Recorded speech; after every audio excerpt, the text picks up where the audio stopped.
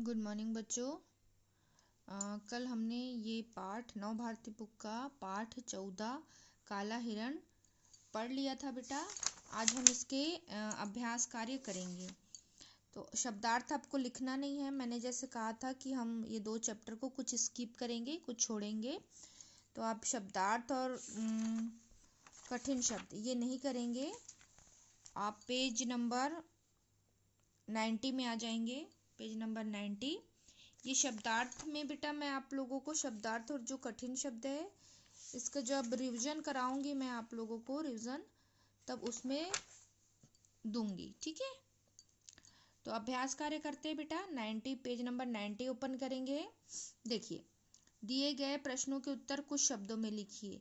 का देखेंगे, जंगल के जानवर पानी पीने के लिए कहाँ आते थे? झील पर आते थे। हिरणों का नेता कौन था? काला हिरण। किसकी आहट पाकर शिकारी चौकन्ने हो गए? हिरणों के झुंड की। ठीक है।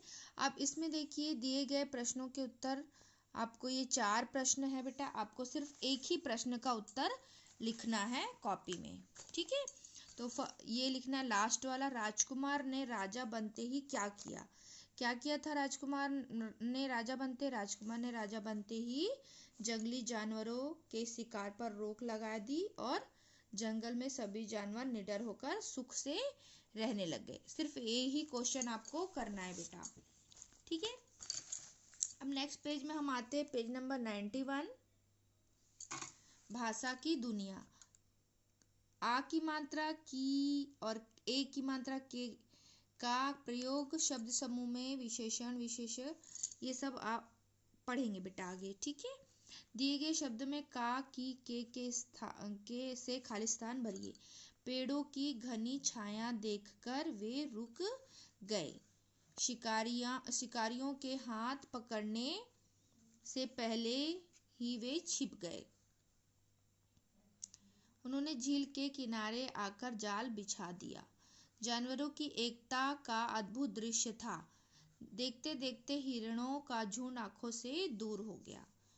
तो कहाँ क्या का लगेगा, कहाँ की लगेगा और कहाँ के लगेगा, हम वाक्य पढ़कर हमको समझ में आ जाता है बेटा, ठीक है। नेक्स्ट देखते हैं, दिए गए अनेक शब्दों के लिए एक शब्द लिखिए। जो बोल ना सके, जैसे मैंने आप लोगों को आज बताया था, जो बोल ना सके उसको हम क्या बोलते हैं? मूक। जिसमें बुद्धि हो, बुद्धिमान। शिकार करने वाला, शिकारी। जो राज करता है वो राजा। जो डरता है वो निडर, जो डरता नहीं है वो निडर। जंगल पर रहने वाला, जंगली। देखिए, विशेषण शब्दों के लिए विशेष शब्द पाठ से ढूंढकर लिखिए। विशेषण क्या होता है बेटा? विशेषता। और विशेष्य क्या होता है? उद्देश्य और जिसके बारे में बोला जाता है, उद्देश्य के बारे में बोला जाता है उसे हम विशेष्य बोलते हैं, ठीक है। तो विशेषण क्या है कि हिरण जो है बेटा वो विशेष्य है। जिसके बारे में बोला जाता है वो विशेष्य होता है, ठीक है। काला के लिए हिरण लिखेंगे। मुक, पशु। कई, झुंड। विचित्र, घटना। चरित्र, जंगली जानवर। घनी, छाया। ये आपका पार्ट कंप्लीट हो गया बेटा। अब नेक्स्ट पार्ट में हम आते हैं। बहुत इजी पार्ट है और बहुत ही इंटरेस्टिंग है।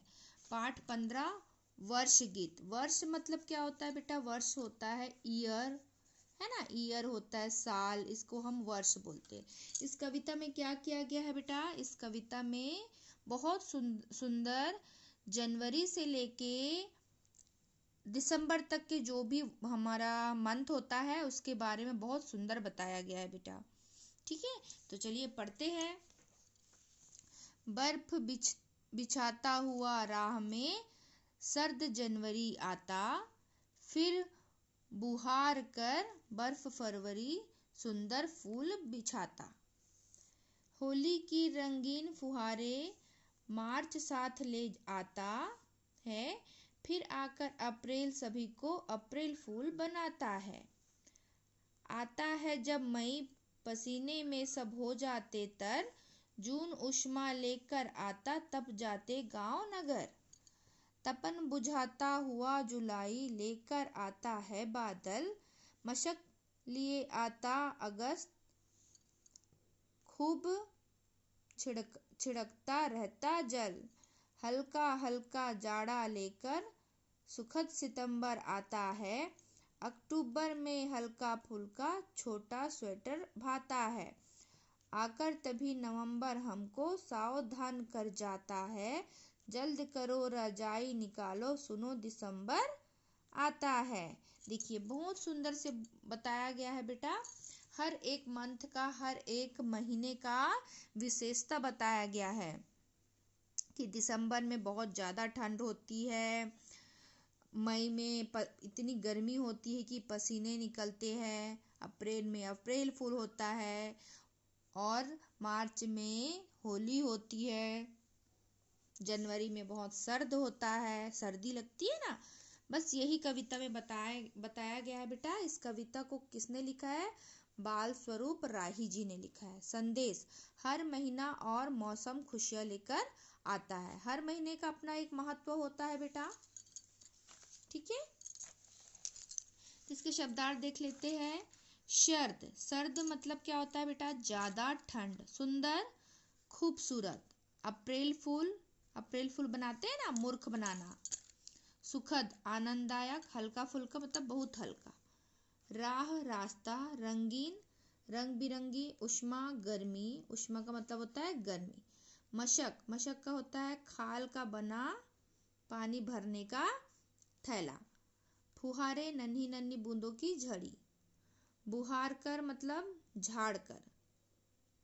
तप मतलब क्या होता है? सूरज की गर्मी से जलना। सावधान, सचेत और सतर्क। तो ये आपको लिखना नहीं है बेटा, सिर्फ आपको पढ़ना है, ठीक है। कठिन शब्द मैं आप लोगों को लिखवाऊंगी, इसमें ये पार्ट को आपको नहीं करना है। नेक्स्ट पेज में हम आते हैं, पेज नंबर 94। इसके अभ्यास कार्य करते। दिए गए प्रश्नों के उत्तर कुछ शब्दों में लिखिए। रास्ते में बर्फ बिछाता हुआ कौन आता है? जनवरी। होली की फुहारें कैसी होती है? रंगीन। जून का महीना क्या लेकर आता है? उष्मा, गर्मी लगती है ना। जुलाई का महीना क्या बुझाता है? तपन। अब दिए गए प्रश्नों के उत्तर में आपको ये 2 प्रश्नों के उत्तर लिखना है बेटा, बस। बाकी को आपको छोड़ देना है, स्किप करना है, ओके। तो देखिए, इस कविता का नाम वर्ष गीत क्यों रखा गया? इस कविता में सभी महीनों का महत्व के बारे में बताया गया है, इसलिए इस कविता का नाम वर्ष गीत रखा गया। अब देखिए लास्ट वाला, वर्ष गीत कविता में से महीनों के नाम आपको क्रमानुसार लिखना है बेटा। महीनों के नाम आपको तो पता है, मंथ नेम। उत्तर लिखोगे जनवरी, फरवरी, मार्च, अप्रैल, मई, जून, जुलाई, अगस्त, सितंबर, अक्टूबर, नवंबर, दिसंबर। ये आपको लिखना है। सिर्फ 2 ही क्वेश्चन के आंसर आपको लिखने हैं बेटा, ठीक है। अब देखते हैं थोड़ा व्याकरण वाला पोर्शन। समान अर्थ, र का प्रयोग और विलोम शब्द। बहुत इजी है बेटा। रेखांकित शब्दों के समान अर्थ में आपको चिन्ह लगाना है। जनवरी राह में बर्फ बिछाता है। राह मतलब क्या होता है? मार्ग। सुंदर, फरवरी सुंदर फूल बिछाता है। सुंदर मतलब क्या होता है? खूबसूरत, तो खूबसूरत में आप टिक करेंगे। रंगीन फुहारे मार्च साथ लाता, मतलब साथ मतलब हमको साथ का समानार्थी लिखना है, मतलब संग। जाड़ा लेकर सुगध सितंबर आता है। सुखद का आनंददायक, ठीक है। अब बॉक्स में दिए गए र के रूपों का सही प्रयोग करके शब्दों को दोबारा लिखो। देखो बेटा, र को हम इस तरीके से भी लिखते हैं, इस तरीके से भी लिखते हैं, इस तरीके से भी लिखते हैं।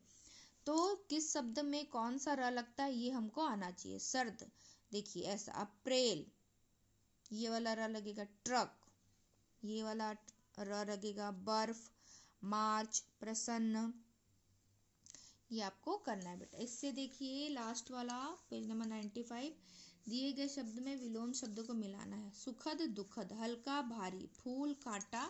सर्दी, गर्मी। उष्ण, शीत। छोटा, बड़ा। तो ये आपका ये चैप्टर पूरा खत्म हो गया बेटा। ये आप कर लेंगे बहुत अच्छे से कॉपी में, बुक में। Okay, bye.